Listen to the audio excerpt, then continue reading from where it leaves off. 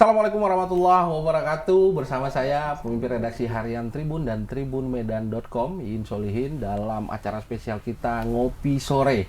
Ngopi Sore edisi hari Sabtu di malam minggu ini spesial karena saya kehadiran dua orang tamu yang datang jauh. Ada Rektor Universitas Terbuka Profesor Ojat Darojat Embus PhD. Pak Ojat, bagaimana kabar hari ini? Alhamdulillah sehat, Bang. Alhamdulillah sehat. Lalu saya juga kedatangan Direktur Universitas Terbuka Medan, DRA Yus Rafidin MPD. Bu, bagaimana kabar hari ini? Alhamdulillah kabar baik, Bang Solihin. Tribuners, kita akan berdiskusi terkait Universitas Terbuka dalam beberapa menit ke depan. Kami sudah siapkan judul Universitas Terbuka Jawab Tantangan Masa Depan. Harusnya UT nanti akan menjadi pilihan pertama kita untuk meneruskan pendidikan, baik bagi teman-teman yang lulus SMA maupun teman-teman yang sudah bekerja dan ingin melanjutkan pendidikannya. Tapi sebelum kita melanjutkan ngopi sore kita hari ini, saya ajak Tribuners untuk menyaksikan video berikut.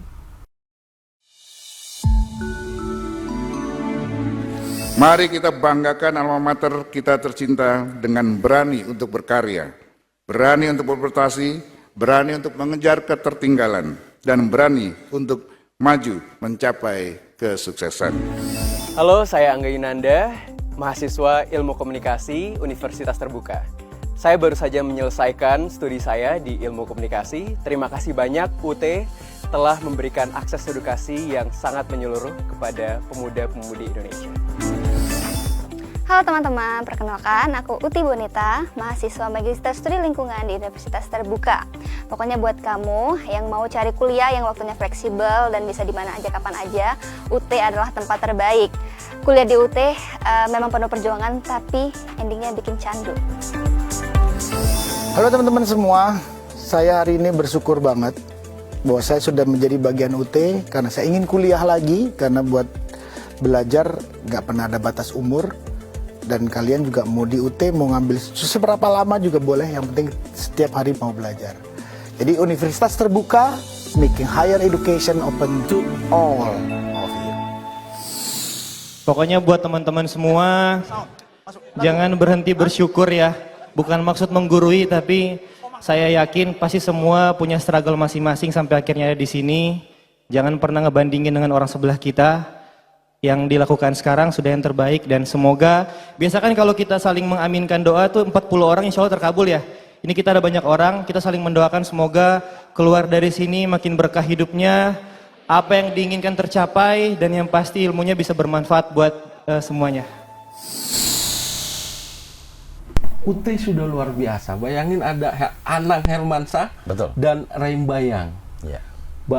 Mas Anang aja mau lanjut kuliahnya di UT, apalagi kalian, kan begitu kata orang Medan, Pak Ojat. Ya. Pak Ojat, tadi saya lihat UT sudah bertransformasi. Sepertinya begitu. Betul. Sudah ada anak-anak milenial, ada artis yang kemudian jadi pilihan untuk melanjutkan pendidikan. Nah, Tribuners, kita perlu tahu, nanti Pak Rektor akan menjelaskan. Pak Rektor, hari ini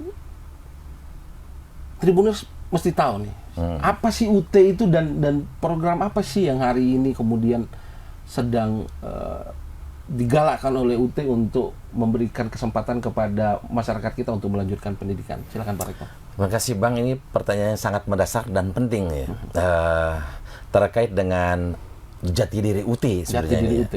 Jadi UT itu merupakan perguruan tinggi negeri ke-45 yang didirikan oleh pemerintah pada tanggal 4 September 1984, 39 tahun yang lalu. Gitu. UT didirikan oleh pemerintah dengan 3 mandat utama. 3 mandat utama itu, yang pertama adalah UT mempunyai tugas untuk memberikan pemerataan akses pendidikan tinggi bagi masyarakat.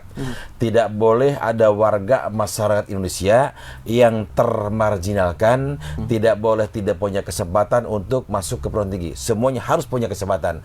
Baik bagi mereka yang tinggal di kota-kota besar, juga bagi masyarakat yang tinggal berdomisili di daerah-daerah terpencil, di pulau-pulau terluar, remote area, 3T dan seterusnya. Jadi semuanya harus punya kesempatan masuk ke perguruan tinggi, dan UT solusinya.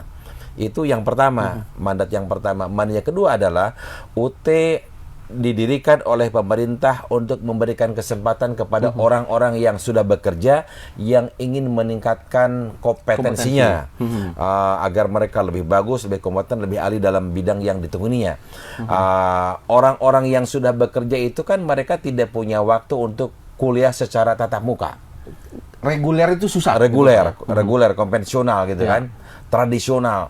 Nah, UT harus menghadirkan sistem pembelajaran yang memungkinkan orang yang sedang bekerja, mereka masih bisa tetap bekerja, meniti karirnya, dan pada saat yang bersamaan mereka juga bisa kuliah secara fleksibel. Mereka bisa kuliah di mana saja dan kapan saja. Itu yang kedua. Dan yang ketiga adalah UT didesain oleh pemerintah untuk meningkatkan daya tampung perguruan tinggi negeri. Daya tampung terkait dengan jumlah lulusan SLTA yang semakin kesini semakin signifikan, meningkat secara signifikan, yang tidak bisa ditampung oleh perguruan tinggi negeri konvensional. Nah, oleh karena itu UT tidak boleh dibatasi daya tampungnya. Ketika ada anak-anak lulusan SLTA, mereka yang tidak lolos di perguruan tinggi tatap muka ikut seleksi tes akademik, maka mereka harus diterima di UT ketika mereka mau melanjutkan pendidikan tinggi. Oleh karena itu UT tidak pernah menerapkan seleksi akademik ketika seorang mahasiswa ingin melanjutkan ke UT. Jadi seberapapun peningkatan jumlah lulusan SLTA, ketika mereka ingin kuliah, maka UT solusinya. UT bisa menyerap itu. UT bisa menyerap. Dan wajib menyerap. Tadi kata kuncinya wajib, Pak. Wajib dari pemerintah. Jadi saat ini pun UT sekarang kita sedang melayani sebanyak 525.360 orang mahasiswa. Dan 60% mereka adalah lulusan SLTA. Seperti itu. Nah, menarik Tribun, tadi Pak Rektor menyatakan begini. Satu, bagi lulusan SMA, itu tidak ada kata tidak bisa. Tidak bisa. Betul. Kedua, bagi mereka yang sudah bekerja, walaupun nanti dia tugas di daerah terluar, tertinggal, terpencil gitu ya Pak? Betul. Iya. UT punya jawaban untuk itu. Artinya teman-teman, katakanlah misalnya Polri, tugas di perbatasan sana. Tapi pengen kuliah dong dia Pak. Karena lulusannya Bintara misalnya, belum punya titel sarjana, UT membuka peluang mereka untuk kemudian melanjutkan pendidikan. Betul. Iya. Dimanapun mereka berada, berdomisili. UT adalah, dan itu memang sudah diwujudkan oleh pemerintah. Maka dalam konteks pendidikan jarak jauh yang dilaksanakan oleh UT, bukan mahasiswa yang datang ke kampus, tapi kampuslah yang akan datang ke rumah-rumah mereka. Seperti itu. UT jemput bola hari ini? Jemput bola. Dari dulu sejak UT didirikan sampai saat ini seperti itu. Baik. Nah, yang menarik tadi Pak, dari video yang kita tadi saksikan bersama Tribuners, sudah ada jurusan-jurusan yang hari ini rasa-rasanya menarik bagi teman-teman tuh. Betul. Teman-teman muda, ada informatika kalau tidak salah tadi ya Pak. Betul. Kemudian ada jurusan ekonomi lah tadi yang Ray Bayang. Saya nggak tahu Mas Anang tadi mau masuk jurusan apa tadi? Masih pemerintahan. Pemerintahan. Cocok lah dengan beliau yang anggota DPR ya Pak ya. Betul. Nah Pak, kemudian ini juga jawaban sebenarnya untuk teman-teman SLTA yang lulus, kemudian mereka memilih untuk berwirausaha. Iya. Pak, saya nggak bisa kampus nih, kalau saya harus jualan pagi misalnya. Betul. Maka ada opsi juga untuk mereka di UT. Oh iya, jadi bagi mereka lulusan SLTA yang ingin bekerja sambil kuliah, maka UT solusinya.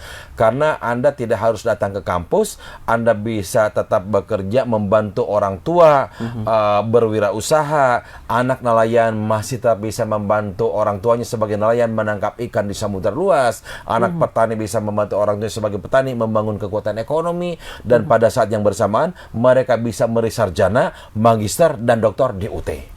Oh, itu luar biasa ya. Tetap masih bisa melaut, tapi mereka bisa kuliah ya Pak. Nah, itu bonus nanti kita mesti bertanya pada sistemnya, bagaimana kemudian dia masih bisa tetap menjadi nelayan tapi masih bisa melanjutkan kuliah. Saya bergeser dulu ke Bu Direktur UT, Bu. Tadi seberapa besar sih hari ini kemudian kita bisa menyerap lulusan SMA untuk di UT kita, Bu? Oh iya.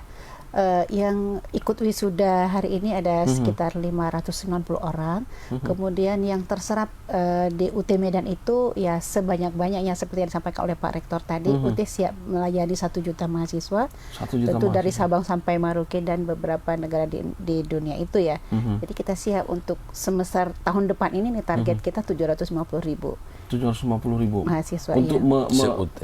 se-UT ya? Iya, Se-UT. Di Medan. Di Medan itu kita sekitar ya 30.000, 40.000 kita siap. 40.000 mahasiswa baru. Ya, saat ini sudah ada 20.000. Saat ini sudah 20.000, Bu. Sudah ada, iya. Luar biasa, berarti UT sudah menjadi pilihan utama hari ini, Pak, ya? Betul, UT.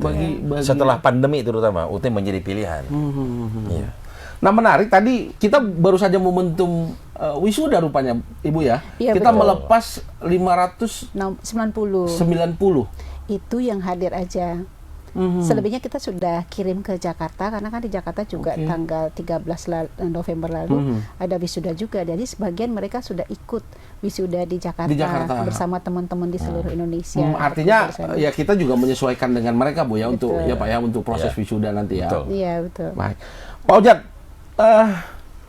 tentu ada banyak prodi yang kita Ya. siapkan. Hari Betul. ini rasa-rasanya prodi harus mengikuti perkembangan zaman.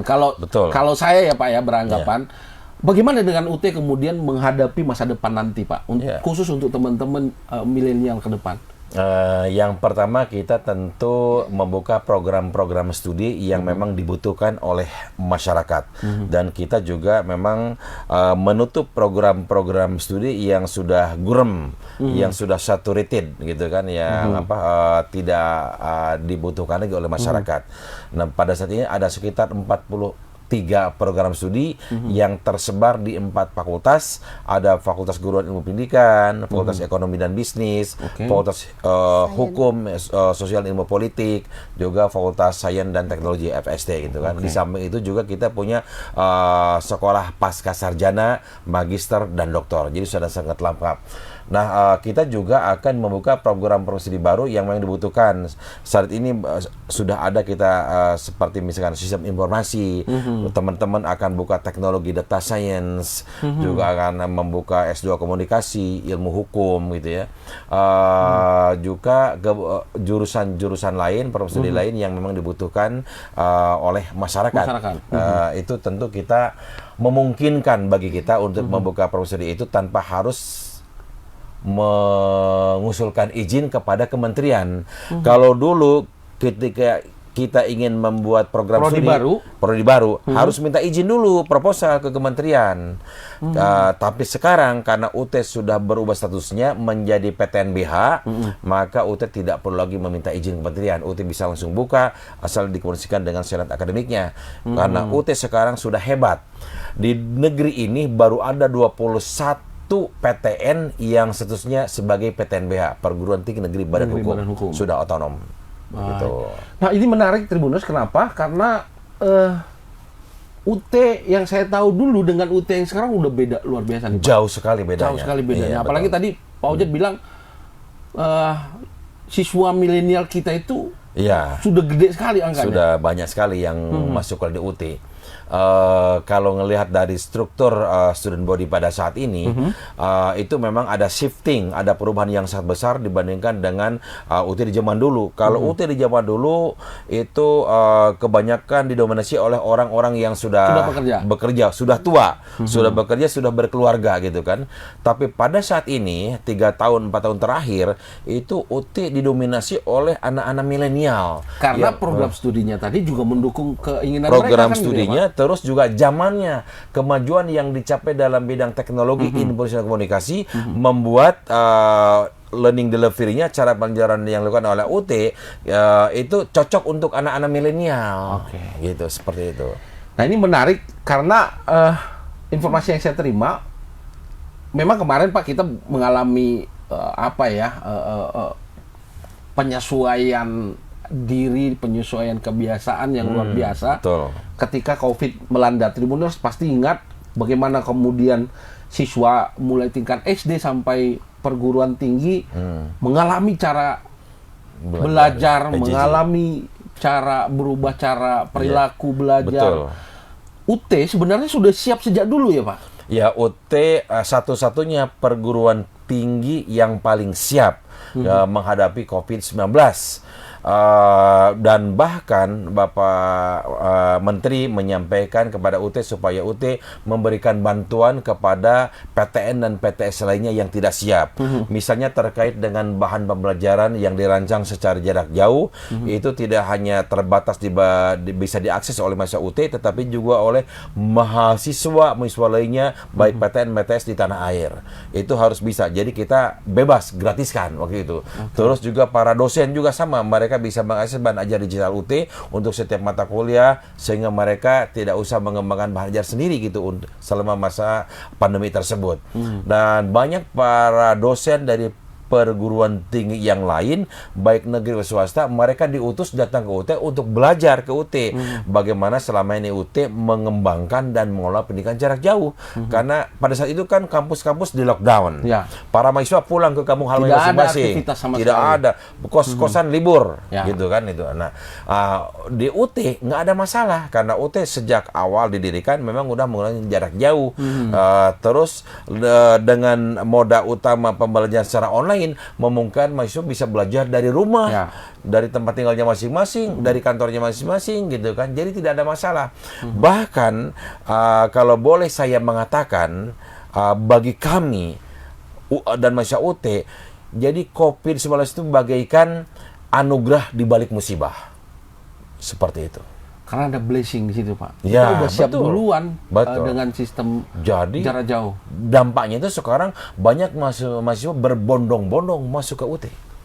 Gitu. Mengalami peningkatan yang sangat signifikan, bahkan bulan meningkat, tapi loncat jumlah mahasiswa kita. Seperti itu. Menarik Tribuners. Untuk Bu Direktur, Bu, tadi disampaikan Pak Ujat bahwa kita sudah menerapkan sistem pembelajaran jarak jauh tadi, Bu. Bagaimana kemudian tidak ada masalah dengan ruang, tidak ada masalah dengan waktu. Mahasiswa kita yang berada di Pulau Nias misalnya, itu juga bisa mengikuti perkuliahan di saat mereka sedang belajar atau berwirausaha. Nah, di UT kita sendiri di Medan ini seperti apa, Bu? Sistem ini sudah berjalan? Sistem pembelajaran di UT itu sama.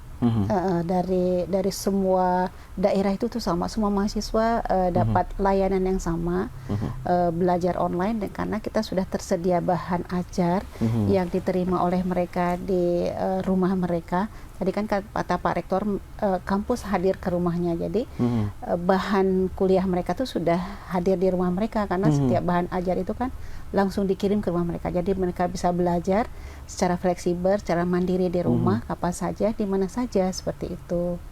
Jadi mudah. Kemudian ada fasilitas juga disediakan UT, tutorial online di e-learning. Jadi mereka setelah mereka baca bahan ajar mereka, kemudian ketika mereka mau bertanya, diskusi dengan kawan-kawan mereka, sudah tersedia fasilitasnya. Berarti memang sudah digital sekali ya Pak Ujat ya? Sudah digital, cuman bagi sebagian mahasiswa UT yang pinggir yang bertempat tinggal di daerah-daerah pinggiran, itu mereka tidak seberuntung mahasiswa kita yang berdomisili di kota-kota besar. Seperti tadi Nias karena gitu ya. koneksi internetnya tidak bagus. Koneksi internetnya tidak bagus, sehingga tapi mereka jangan kecil hati. Ketika koneksi internetnya tidak bagus, kita memang sudah menyediakan yang pertama itu bahan ajar baik yang digital maupun yang tercetak, yang dikirimkan ke mereka. Dan kita juga menjadikan layanan tutorial tatap muka. Ketika mereka butuh bantuan, ternyata saya ketika belajar itu mengalami kesulitan. Dan nanti tinggal sampaikan kepada UT, kita bisa melaksanakan kegiatan tutorial tatap muka. Hampir mirip-mirip dengan perkuliahan biasa, tetapi berbeda. Karena dalam tutorial itu waktunya hanya sebentar. Dalam satu semester mungkin hanya 8 pertemuan. Dalam setiap pertemuan itu dibahas konsep-konsep atau teori-teori yang sulit dipahami oleh mahasiswa ketika belajar sendiri, seperti itu. Baik. Jadi nggak ada masalah. Artinya mahasiswa nggak juga dilepas, artinya tetap pada pendampingan kan Pak? Iya, dikawal oleh kita, betul. Betul. Nah ini menarik tadi karena ketika saya memutuskan untuk melanjutkan perkuliahan di UT, saya masih bisa tetap berwirausaha atau saya Betul. bisa tetap bekerja Ya. sambil nanti saya mengikuti perkuliahan yang fleksibel. Sebenarnya kalau masalah internet sekarang di warung kopi berarti bisa kuliah ya Bu ya di UT ya. Bisa di warung kopi. Banyak Tinggal- mahasiswa UT. Tinggal kita ke warung Belajar di kopi, kafe, ya. internet sudah oke, tinggal kita ikut perkuliahan dengan sistem digital. Pak, kemudian kita kemarin sempat merasakan apalah ya berbagai gangguan sistem belajar ketika COVID itu. Rupa-rupanya UT sudah membiasakan diri dengan program itu. Ya. Nah, Pak, sebenarnya selain untuk teman-teman yang lulus SMA kemudian mau kuliah, ini kan juga kita memberikan kesempatan pada teman-teman yang sudah bekerja nih. Betul. Khususnya di instansi pemerintahan yang hari Ya. ini sangat banyak lah. Saya kira katakanlah misalnya teman-teman di kepolisian. Ini kan linear dengan jurusan yang Bapak punya. Iya. Ada jurusan hukum Ilmu dan hukum, ilmu manajemen. hukum dan Manajemen juga banyak polisi. ya. Gitu, ya. Artinya seberapa Betul, besar kan? sih ini memberi bantuan kepada teman-teman yang berdinas, misalnya tadi di kepolisian, mungkin di pengadilan, mungkin di kejaksaan, mungkin Iya. juga di Kemenkumham. Iya. Nah, seberapa besar ini memberikan dampak membantu mereka Pak untuk melanjutkan pendidikan? Sekira dampaknya sangat tinggi ya. Sejak UT didirikan, UT yang paling masif itu dulu tahun 90-an ketika pemerintah menutup sekolah, ada yang namanya SPG dan SGO, ditutup oleh SGO, pemerintah. ya, benar. Ya. Terus UT diberi mandat oleh pemerintah untuk membuka program penyetaraan di 2 PGSD, di mana seluruh guru-guru di sekolah dasar waktu itu harus mengikuti program ini gitu kan. Alhamdulillah itu sangat masif. Jadi tidak ada pilihan bagi guru gitu kan kecuali pada UT, dan UT diberikan oleh pemerintah gitu kan untuk menjalankan program itu. Berikutnya bahkan para guru juga pada tahun 2003 UT diberi mandat lagi oleh pemerintah untuk membuat customized program S1 PGSD. Oke. Nah, guru-guru SD itu pada tahun 2005 ada Undang-Undang Guru dan Dosen nomor 14 tahun 2005 yang diluncurkan oleh pemerintah pada bulan Desember 2005. Seluruh guru dari TK sampai dengan SLT harus S1. Sulit bagi mereka untuk kuliah di tatap muka karena Ya. mereka punya anak-anak yang harus Satu, dididik. mereka mengajar. Aktif menyerang kelas. Maka tidak ada pilihan bagi guru-guru kita yang tinggal di kota besar, di daerah pinggiran, termasuk yang sedang mengabdikan diri di sekolah di puncak bukit, di atas gunung kalau ada, itu misalkan di Puncak Jaya. Ya. Tidak ada perguruan tinggi di tanah ini yang hadir di Puncak Jaya. Kan daerah rawan kan? Ya. Itu. Dan UT butuh hadir kos di sana. besar mereka kalau untuk ke manual, dan dia harus Betul. tinggalkan sekolahnya kan gitu Betul. Pak. Jadi solusinya adalah masuk ke UT, bergabung dengan UT, gitu kan, sehingga UT mendapatkan kesempatan yang sangat banyak untuk meng-S1-kan para guru-guru pada saat itu, Ya. gitu kan. Nah, pada saat ini lihat juga program pemerintah termasuk para polisi, dan mereka harus sarjana juga kan sekarang. Nah, mereka tidak pilihan, mereka harus tetap melaksanakan tugasnya, negara. ditugaskan daerah terpencil, perbatasan Malaysia, perbatasan Timor Leste dan Benar. sebagainya.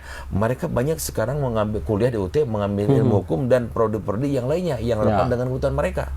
Gitu. Dan seperti itu sangat membantu berarti. sangat membantu gitu kan, di mana mereka bisa meningkatkan kompetensinya, meningkatkan kualifikasi jenjang pendidikannya ke jenjang yang lebih tinggi tanpa harus meninggalkan tugasnya. Seperti itu. Berarti Bu Direktur, hari ini juga banyak ya mahasiswa kita yang sudah bekerja atau berwirausaha hari ini. Banyak, rata-rata memang hampir 90% itu mereka memang bekerja. Bekerjanya tadi seperti itu, membantu orang tuanya bertani, membantu orang tuanya sebagai nelayan, seperti itu. Ini ASN. juga ASN. Ini ya. juga sebenarnya bisa menjadi solusi bagi teman-teman yang saya nggak mau kuliah harian gitu maksudnya. Saya mau kerja aja, Iya, betul. tapi pendidikan saya tetap lanjut. Tetap Itulah lanjut. jawaban sebenarnya. Betul, seperti itu. Apalagi sekarang udah banyak nih Pak pekerjaan atau profesi yang kita nggak sangka-sangka. Ada vlogger, Betul. nyicipi Iya. makan Bu, gitu kan? Iya, betul. Tapi Bikin dia konten. masih tetap mau bekerja atau melanjutkan kuliah. Iya. Sebenarnya ya UT jawaban. Iya, jawaban. mereka bisa mengambil ilmu komunikasi. Ya. atau Yang juga linear dengan apa yang sedang mereka kerjakan sebenarnya Pak ya. Betul, seperti itu. Dan jangan khawatir, kalau Anda khawatir masalah biaya, UT itu sangat terjangkau biayanya. Pak, Satu SKS Pak Rektor, Rp35.000. saya belum masuk ke situ, Pak Rektor udah singgung dulu. Dan murah itu Pak ya. Murah, Terjangkau. terjangkau. Satu SKS, Rp35.000. rasa-rasanya kemarin saya ada temen hampir sudah 100 lebih tuh Pak. Apanya? SKS. Perguruan tinggi swasta lah, teman.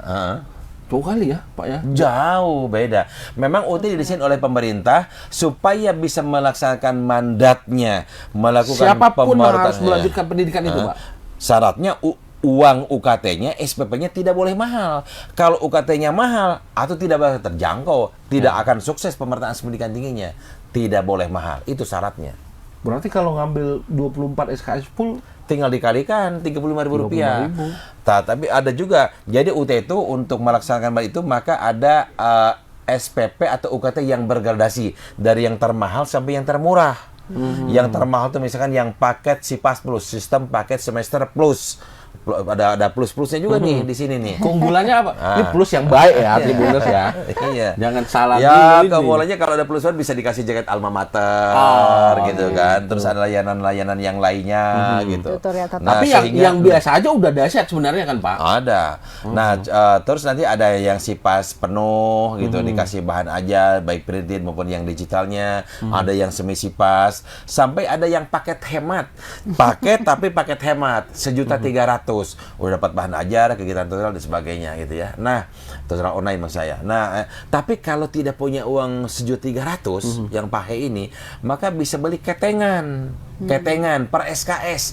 Satu SKS-nya Rp35.000. Tapi untuk mata kuliah yang berpraktikum, karena kita harus menyewa laboratorium, Ya, instruktur dan sebagainya, itu Rp65.000 per SKS. Tapi kan masih murah. Masih murah, Pak. Masih murah. Perguruan tinggi negeri gitu kan, dengan belajar yang fleksibel dan harganya terjangkau. Mau apa lagi? Pastinya Untuk udah dijawab solusinya. Pak Westo ini. Pak, kemudian begini. Saya mesti mewakili Tribuners. Bagaimana jaminan lulus saya? Ya. Nah, jaminan lulus ya, ini Ya. penting ini jaminan lulus. Yang pertama untuk memastikan supaya mahasiswa bisa lulus UT, maka kita menerapkan internal quality assurance system. Ada penjaminan mutunya di dalam. Oke. Jadi setiap program-program pendidikan yang ditawarkan itu ada cara, ada tata cara, ada norma-norma, kaidah-kaidah mutu yang kita terapkan. Termasuk kita juga mengundang BANPT, Badan Audisi Nasional Pendidikan Tinggi. Itu kan harus wajib kita. Jadi program audisi yang kita tawarkan ke masyarakat itu pasti sudah teraudisi oleh BANPT. Kita untuk memastikan penjaminan mutu kita juga kita mengundang yang namanya ICD, International Council for Open and Distance Education. Ya. Itu asosiasi pendidikan jarak jauh sedunia yang punya kapasitas untuk melakukan review kualitas, dan UT satu-satunya di Asia yang sudah mendapatkan sertifikat untuk kualitas di Asia gitu kan. Itu dari sisi penjaminan mutunya. Berikutnya gitu kan, kita juga dalam merancang kurikulumnya, kita rancang kurikulumnya sedemikian rupa supaya memang kebutuhan sesuai dengan kebutuhan mahasiswa untuk hidup sukses di masa depan. Pengintegrasian teknologi di dalam kegiatan pembelajaran di dalam kurikulum UT yang paling masif. Jadi mengintegrasikan seperti augmented reality, virtuality gitu dan sebagainya, extended reality, metaverse dan sebagainya untuk kurikulum sudah kita lakukan. Nah, jadi tidak ada lagi gagap teknologi bagi mahasiswa UT. Buktinya kemarin ketika ada penerimaan CPNS tahun 2019 yang dilakukan oleh pemerintah sebanyak 30.000 orang, maka 50% itu adalah lulusan UT yang diterima. 50%? Iya, 9.436 lulusan UT. Itu yang pertama. Ketika itu viral dari BAKN bahwa perguruan tinggi pencetak CPNS adalah universitas terbuka. Begitu. Itu karena kurikulum kita yang sudah oke, atau sistem kita juga bagaimana menyiapkan teman-teman menghadapi tes itu juga oke, Pak? Iya, jadi kurikulumnya sudah bagus gitu kan. Terus juga cara delivery yang kita lakukan sudah bagus, sehingga insya Allah mutu lulusan juga akan bagus gitu. Seperti itu. Jadi bisa berkompetisi dengan lulusan dari perguruan tinggi lain yang sudah maju. Jadi yakinkan bahwa ijazah yang dikeluarkan oleh UT, civil effect-nya sama dengan civil effect yang dilakukan oleh perguruan tinggi lain di tanah ini. Seperti itu. Jangan ragu, jangan khawatir. Jadi nggak usah ragu ya, Pak, punya ijazah UT. Bahkan hampir separuh dari yang lulusan itu adalah lulusan UT. Lulusan UT. Gitu. Udah ngeri nih, Tribuners. Ngeri membanggakan. Pak, tadi Pak Rektor kita sempat menyinggung-nyinggung soal tadi ada pergeseran universitas terbuka dari status yang sebelumnya perguruan tinggi negeri berbadan pelayanan umum atau PTNBLU menjadi perguruan tinggi negeri berbadan hukum atau PTNBH. Betul. Itu Apa maksudnya, Iya. Pak? Jadi Bang, perguruan tinggi negeri itu dibagi dalam 3 kategori. Yang pertama, yang paling bawah nih adalah perguruan tinggi negeri Satkar biasa. Nah, itu paling bawah. Itu semuanya diatur oleh pemerintah, tata kelolanya itu. Nah, yang lebih tinggi dari itu, yang di tengah-tengah ada perguruan tinggi negeri pengolah keuangan Badan Layanan Umum, disingkat menjadi PTN PK BLU. Kemarin UT di situ. Kemarin itu di situ.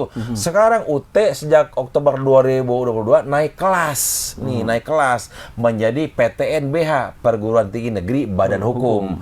Nah, di tanah air ini baru ada 21 PTN yang berstatus PTNBH, termasuk UT di antaranya. Rata-rata yang di sini yang bercokol di papan atas itu ada perguruan tinggi yang sudah maju. Jadi termasuk UT seperti antaranya. Jadi walaupun usia kita masih sangat muda, 39 tahun, tapi UT sudah dipercaya oleh pemerintah sebagai perguruan tinggi papan atas. Seperti itu. Jadi bukan kaleng-kaleng, Mas. Iya. Iya. Harusnya udah nggak ada keraguan bagi kita untuk masuk ke UT, melanjutkan pendidikan di UT. Iya. Apalagi itu. pendaftarnya juga setahun 2 kali loh. Itu kalau untuk di tempat kita 2 kali, Bu. 2 kali setahun penerimaan mahasiswa baru. Dan syaratnya tadi gampang sekali kalau saya bilang. Pokoknya lulusan SMA. Udah itu aja. Udah. Nggak ada tes masuk. Nggak ada tes masuknya, nggak ada uang gedung juga nggak ada.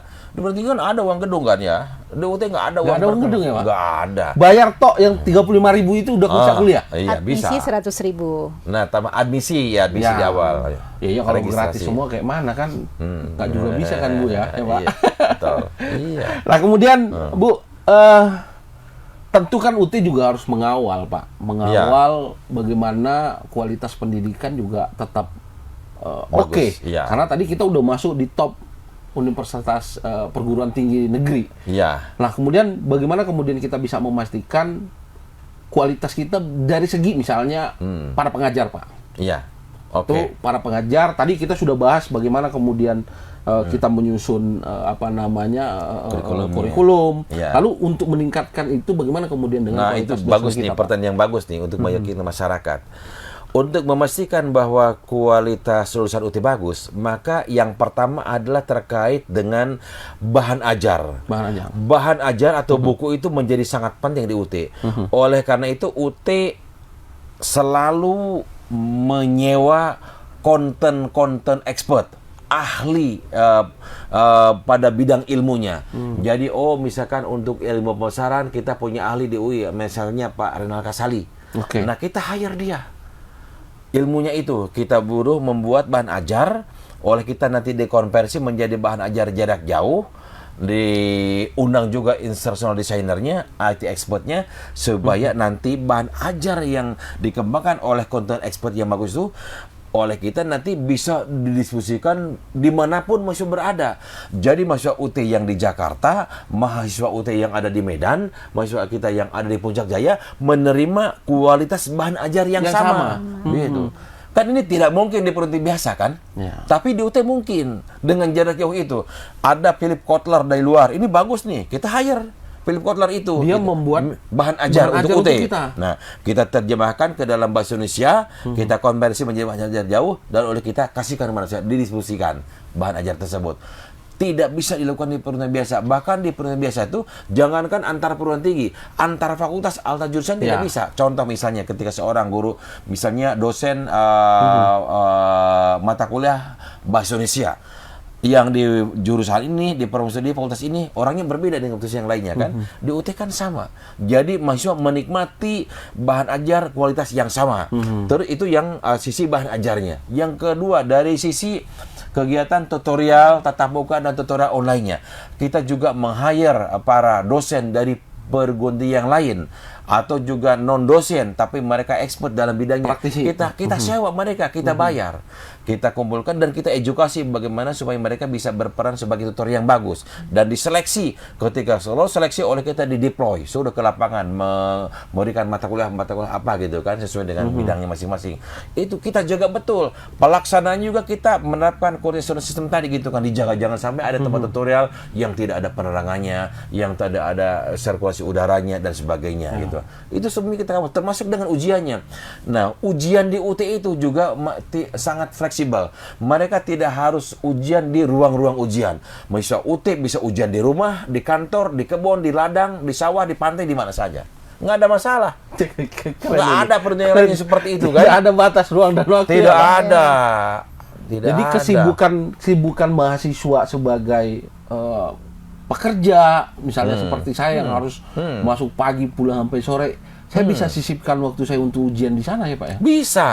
Ujiannya di sini nggak ada masalah. Tapi ketika melakukan kecurangan, cheating, oleh kita terdeteksi. Sistem itu sudah kita bangun. Sudah kita kembangkan. Itu fleksibel. Secara apa namanya, sistem kita sudah sangat kuat sekali Pak ya. Sangat kuat. Dan informasi terakhir kita juga saya dapat bahwa kita ada apa namanya ya Pak, standar global untuk luar negeri. Iya. Tadi saya dengar dari Bu Direktur bahkan ada mahasiswa kita dari luar negeri gitu Bu. Ada banyak. Itu dari mana saja Pak yang kita kemudian tertarik untuk kemudian di UT? Iya, sekarang itu ada sekitar 4.000-an mahasiswa kita dari luar negeri. Mereka terutama terkonsentrasi di Malaysia, gitu kan. Terus juga di Brunei Darussalam, di Hong Kong, di Taiwan, di Jepang, Korea Selatan dan Saudi Arabia. Tapi pada umumnya mahasiswa kita itu adalah pekerja migran Indonesia yang bekerja di luar negeri. Nah, ini luar biasa loh Pak. Iya. Luar biasa loh. Jadi pekerja migran termasuk para TKW yang dulu tidak bisa 4.000. 4.000. Mereka bisa kuliah sekarang di UT. Jadi mereka sambil bekerja di sana, nanti mereka lanjutkan pendidikan mereka. Iya, tapi di UT di Indonesia. Iya. Itu kan luar biasa. Kami sudah biasa melaksanakan wisuda di Hong Kong, di Korea Selatan, dan dimanapun gitu. Itu. Di 50 negara. 50 negara. 50 negara mahasiswa kita itu. Berfluktuasi 50 negara. Gitu. UT itu melayani mahasiswa kita dimanapun mereka di dunia ini. Itu. Asal mereka di dunia hidup gitu kan. Masih gitu, kita iya gitu. Ya tapi itu menarik Timunus, bagaimana kemudian pekerja migran saja yang berada di Hong Kong, berada di Korea, kemudian mereka masih tertarik dan UT memberikan kesempatan pada mereka untuk mengupgrade diri, mengupgrade pengetahuan mereka. Betul. Iya. Pak, ini tentu orang tua, teman-teman yang mau lulus sedang berpikir-pikir mau kemana saya. Ya. Ada yang kadang anak dan orang tuanya beda pendapat Bu. Iya betul. Si anak pengen kerja, orang tua pengen dia kuliah. Iya betul. Kadang jurusannya juga ditentukan sama orang tuanya. Kayaknya masih ada deh Pak sekarang itu orang tua yang begitu Bu. Iya. Rasa-rasanya UT memberikan solusi nih bagi orang tua. Sama anaknya tadi. Sama anaknya tadi. Anaknya mau kerja, orang tuanya mau kuliah. Bu, saya masuk UT deh. Nah, saya bisa kerja, permintaan Bapak dan Ibu untuk saya kuliah, saya masih bisa. Betul. Ya. Nah, kemudian tentu Pak, standar kampus nih Pak. Iya, betul. Kan kadang mahasiswa zaman now ini kan pengen kampus tuh yang secara sistem tuh saya bilang UT sudah oke nih. Mahasiswa hari ini mungkin malas sekali masuk tatap muka 4 jam, 3 jam gitu. Mungkin setengah jam bisa selesai di UT misalnya. Nah, lalu bagaimana kita menyiapkan fasilitas sendiri Pak untuk teman-teman di UT? Yang pertama tentu kita sebagai sebuah PTJJ perguruan tinggi jarak jauh menyiapkan infrastruktur yang sangat masif terutama dalam bidang teknologi. Itu merupakan keharusan karena IT merupakan backbone-nya UT gitu ya. Tetapi di daerah-daerah sekarang di kantor-kantor cabang kita karena sekarang itu kan semakin banyak generasi milenial gitu kan, maka kita juga akan membangun tempat-tempat seperti smart campus di kantor-kantor cabang supaya mereka anak-anak muda yang belum terikat oleh pekerjaan, yang belum terikat oleh keluarga, yang mereka banyak waktu untuk kongko-kongko, nah mereka bisa kongko-kongkonya itu di smart campus di UT, di kantor UT daerah gitu kan. Smart campus kita. Jadi ada gazebo-nya, ada akses untuk wifi ke internet dan sebagainya. Jadi mereka yang ingin bertemu dengan teman yang lain gitu kan, mereka bisa kumpul di situ gitu kan. Ini sangat penting karena kadang-kadang kita sebagai manusia kita suka apa namanya ya, kadang-kadang kalau sendiri itu merasa feeling lonely kan, feeling lonely. Jadi kita tuh butuh teman kan, pengen ke kampus lihat kawan-kawan gitu kira-kira gitu. Bisa datang mereka ke kantor cabang, bisa berkenalan dengan teman-teman yang lain. Kalau enggak ya udah bertemunya lewat internet. Karena UT itu gitu memberikan kesempatan kepada semua UT untuk membangun komunitas sosial di alam maya. Jadi bukan hanya di Kopi Darat, tetapi juga di alam maya. Kita berikan kesanggupan supaya mereka tumbuh menjadi pembelajar jarak jauh yang tangguh. Itu penting. Nah, bagi anak-anak tadi yang anak-anak muda, ketika mereka ingin kuliah gitu kan di perguruan tinggi, apakah pilihannya tatap muka atau jarak jauh, kadang-kadang juga bersama dengan orang tuanya. Saya hanya ingin menyampaikan bahwa pada saat ini, di mana teknologi semakin maju, gitu kan. Kuliah itu sebenarnya tidak harus tatap muka. Dengan penggunaan teknologi untuk mendapatkan sarjana, magister, dan doktorat, gitu kan, itu tinggal teknologi di ujung jari. Teknologi di ujung jari artinya mereka masih bisa tetap di rumah, tapi dengan menggunakan teknologi mereka bisa jadi sarjana, magister, atau dokter seperti itu. Nah, dan kuliah itu tidak harus kumpul-kumpul seperti zaman dulu gitu kan. Mereka masih tetap itu kan berdomisili di kampungnya masing-masing, di tempat tinggalnya masing-masing, tidak harus kumpul pergi ke kota, keluar ongkos, keluar untuk ngekos. Nah, di UT tidak harus seperti itu. Dan kadang nggak jamin lulus, Pak. Nggak dijamin lulus, di DO. Karena kan menerapkan DO. Kalau UT kan tidak menerapkan DO, kan, gitu kan. Di UT itu kuliahnya murah, tidak usah ngekos, tidak usah keluar ongkos, tapi ngejos. Seperti itu. Pasti lulus, gitu ya. Insya Allah. Cuma lulus itu bisa ada yang 5 tahun, 10 tahun, 15 tahun, tergantung diri kita tergantung juga. diri masing-masing, gitu kan. Jadi harus ada perubahan mindset. Jadi jangan ada mindset begini, kalau kuliah itu ya harus ke kota besar, harus pergi ke Medan, harus pergi ke Jakarta, ke Jogja. Enggak, di zaman teknologi seperti ini, kuliah bisa tetap di tempatnya masing-masing. Bahkan saya sering berpesan, Anda jangan mengatur generasi milenial kalau kuliahnya masih di kampus konvensional.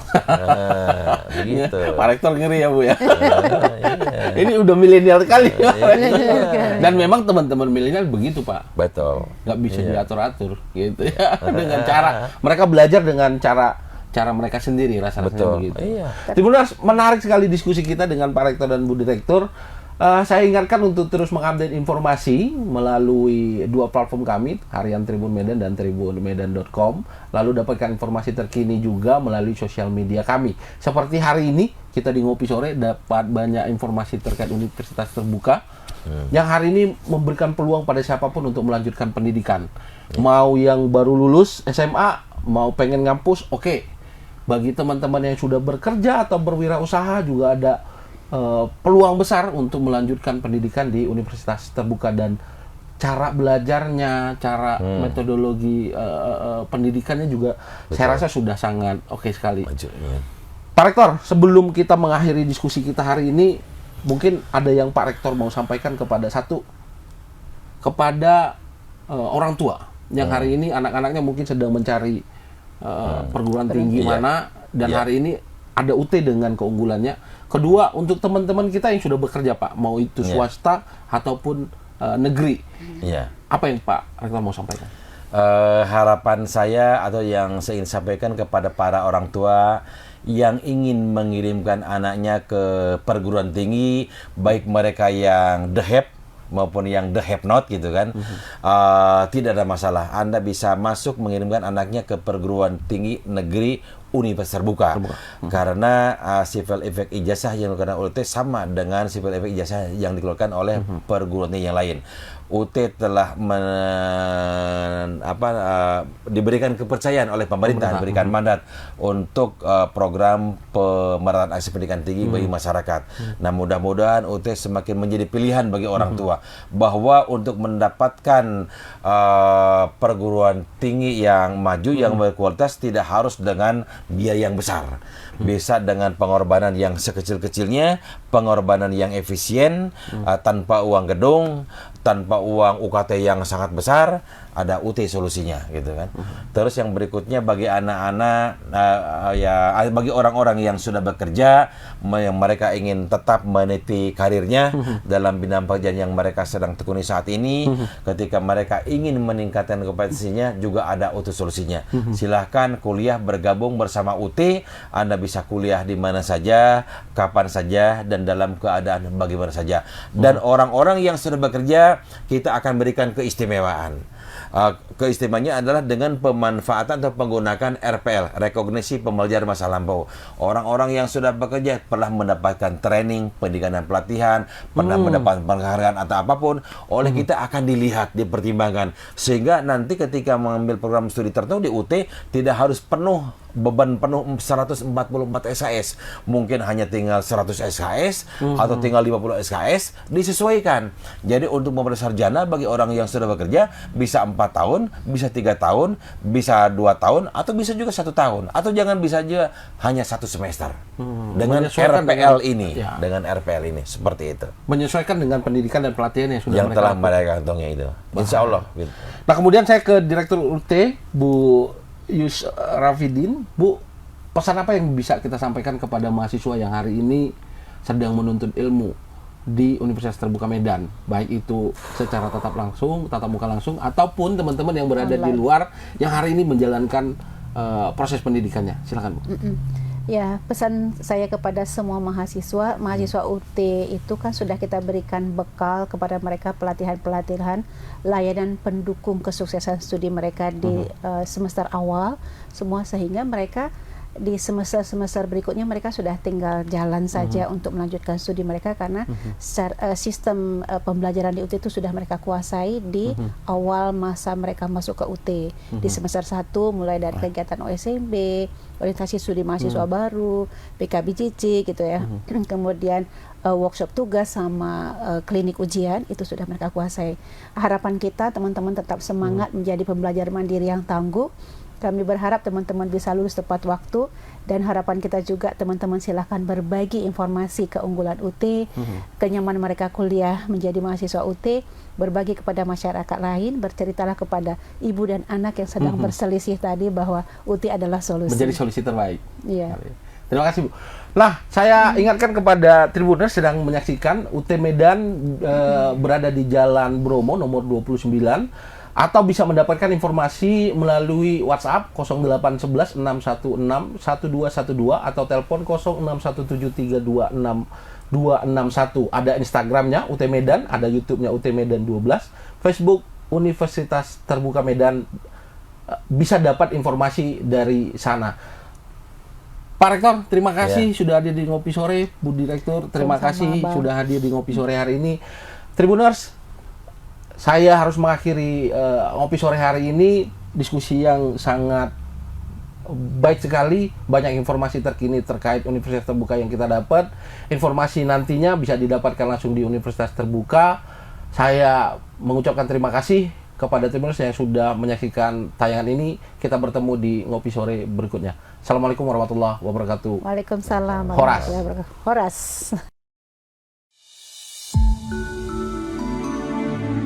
Mari kita banggakan alma mater kita tercinta dengan berani untuk berkarya, berani untuk berprestasi, berani untuk mengejar ketertinggalan, dan berani untuk maju mencapai kesuksesan. Halo, saya Angga Yunanda, mahasiswa Ilmu Komunikasi Universitas Terbuka. Saya baru saja menyelesaikan studi saya di Ilmu Komunikasi. Terima kasih banyak UT telah memberikan akses edukasi yang sangat menyeluruh kepada pemuda-pemudi Indonesia. Halo teman-teman, perkenalkan aku Uti Bonita, mahasiswa Magister Studi Lingkungan di Universitas Terbuka. Pokoknya buat kamu yang mau cari kuliah yang waktunya fleksibel dan bisa di mana aja kapan aja, UT adalah tempat terbaik. Kuliah di UT memang penuh perjuangan, tapi endingnya bikin candu. Halo teman-teman semua, saya hari ini bersyukur banget bahwa saya sudah menjadi bagian UT karena saya ingin kuliah lagi, karena buat belajar nggak pernah ada batas umur. Dan kalian juga mau di UT, mau ngambil seberapa lama juga boleh, yang penting setiap hari mau belajar. Jadi Universitas Terbuka, making higher education open to all of you. Pokoknya buat teman-teman semua, jangan berhenti bersyukur ya. Bukan maksud menggurui, tapi saya yakin pasti semua punya struggle masing-masing sampai akhirnya ada di sini. Jangan pernah ngebandingin dengan orang sebelah kita. Yang dilakukan sekarang sudah yang terbaik, dan semoga, biasakan kalau kita saling mengaminkan doa tuh 40 orang insya Allah terkabul ya. Ini kita ada banyak orang, kita saling mendoakan semoga keluar dari sini makin berkah hidupnya, apa yang diinginkan tercapai, dan yang pasti ilmunya bisa bermanfaat buat semuanya.